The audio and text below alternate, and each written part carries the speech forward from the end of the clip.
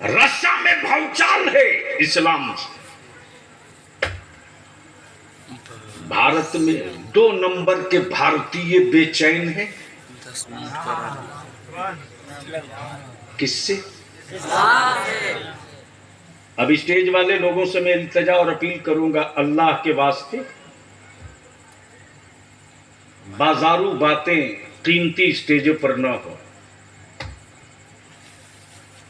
उसने नारा लगा दिया, उसने ये कर दिया, अरे उसने जूते मारा है मुसलमानों के पैसे वालों को।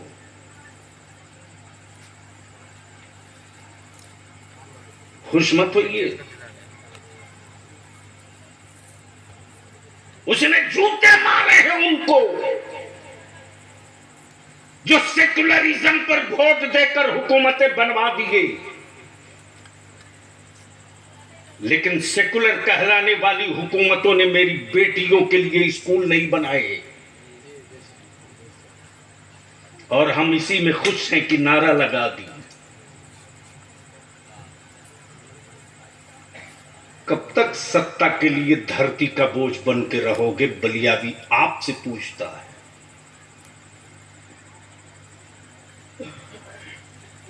कब तक? 33% बंगाल में मुसलमानों की आबादी है, लेकिन आज तक किसी हुक्मरान ने यह नहीं कहा कि लाओ मालदा, मुर्शिदाबाद, उत्तर दिनाजपुर, दार्जिलिंग, ये डोमिनेटेड एरिया है मुसलमानों का, चलो कोई मुसलमानों के लिए एक मेडिकल कॉलेज खोल दिया जाए।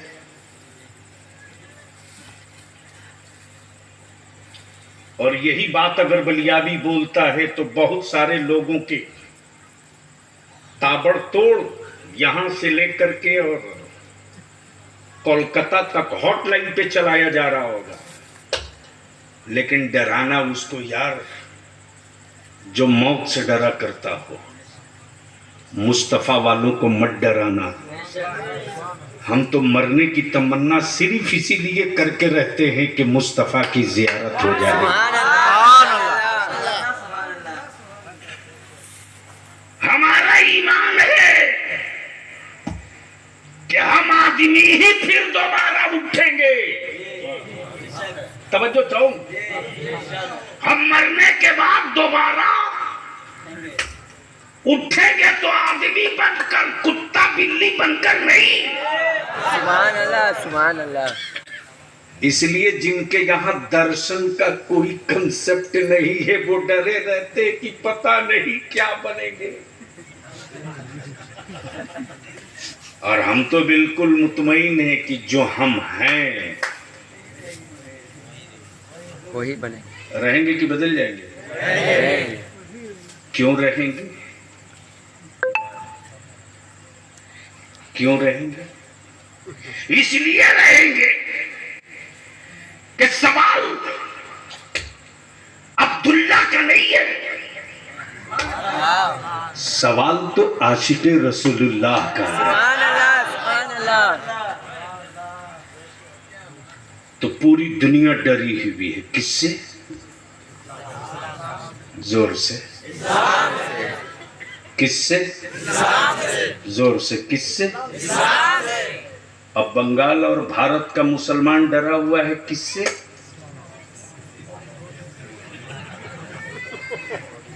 सही बोला, फैक्ट बोला।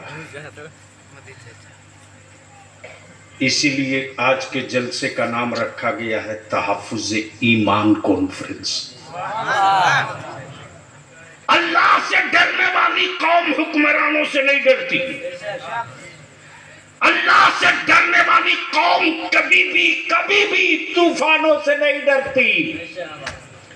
अल्लाह से डरने वाली कौम को हर रोज लोग डरा रहा, मजहबी स्टेजों से भी लोग डरा रहे हैं, मनकबत और नज्म पढ़ के भी डरा रहे हैं, जुब्बा फाड़ तकरीरें करके भी डरा रहे हैं। बलियावी तो बाबा के दौल कहता, जब 3 तलाक का मामला आया था चंद दिनों के लिए लोग जुब्बा फाड़ लिए, फिर आउट। लेकिन बलिया भी उसी सुप्रीम कोर्ट में फिर ठांस के खड़ा हुआ है।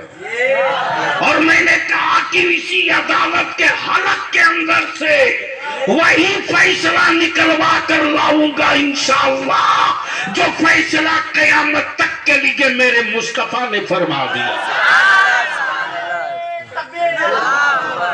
था कि मेरी मां बहन बेटियों की हमदर्दियों पर गला फाड़कर भाषण देने वालों, गला फाड़ो मत मेरी बेटियों की हमदर्दी में।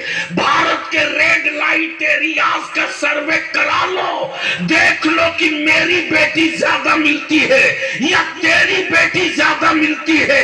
आओ चलो उन अर्थांगा आश्रम में और चलो उन विधवा और बेवा आश्रम में, देख लो कि बबीता ज्यादा है या सकीना ज्यादा है। आज भी इस्लाम का ज़कात का निजाम इसी के लिए है कि अगर मुआशरे में कोई बेवा हो तो ज़कात पहले उसे दे दो, फितरा पहले उसे दे दो, सदका पहले उसे दे दो, खैरात पहले उसे दे दो, ताकि मेरी कौम की बेटियां सैयदा फातिमा की कनीज़े बेपर्दा होकर गैरों के घर ना जाए, मुस्तफा के गुलामों के इमदाद के टुकड़े पर परवरिश हो। इस फितरे का निजाम तेरे यहाँ नहीं मेरे यहाँ है, खैरात का निजाम तेरे यहाँ नहीं मेरे यहाँ है, उस्र का निजाम तेरे यहाँ नहीं मेरे यहाँ। लेकिन वो कौम डर रही है और डराया जा रहा है। मुसलमानों याद रखो, लिख लो। अब क्या हो गया भैया?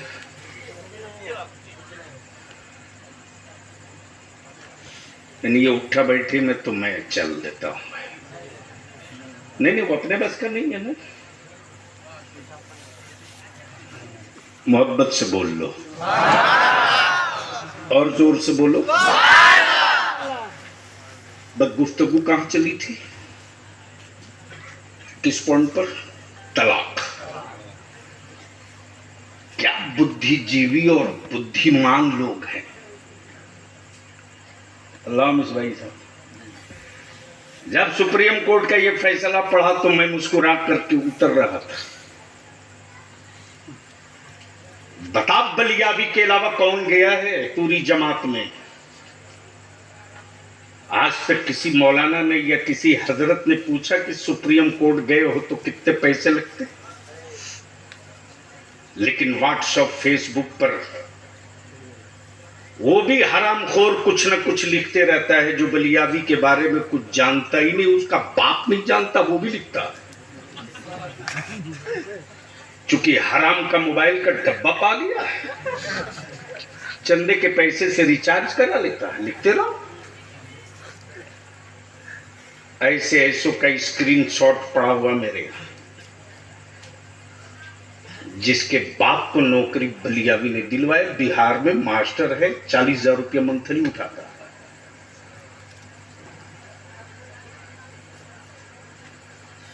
तो मुखालफत की उम्मीद उससे न रखे तो किससे रखे? एक बात सुन लो, अगर कोई तुम्हारी मुखालफत करे तो समझ लेना कि उसके खानदान पर कहीं न कहीं से तुमने कोई एहसान किया होगा। ये मेरा तजर्बा है। अदारे शरिया में बैठा था हजरत, नई बिल्डिंग में,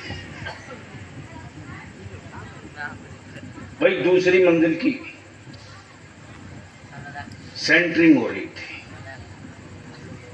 तो गार्ड सिक्योरिटी के लोग भी नीचे थे। कुछ उलमा इकराम आए, उसी में से एक साहब कहने लगे वो फलाने साहब आपके खिलाफ बहुत बोल रहे थे। तो मैंने कहा मुझको याद करना पड़ेगा कि जो साहब बोल रहे थे उसके खानदान के लोगों में से मैंने किसी का कोई भला काम कर दिया होगा। आधे घंटे के अंदर ही पता चल गया कि जो बोल रहा था उसके बेटे को भी नौकरी आप ही ने मदरसे में दिलवाया जो इमदादशुदा मदरसे में आ गया है।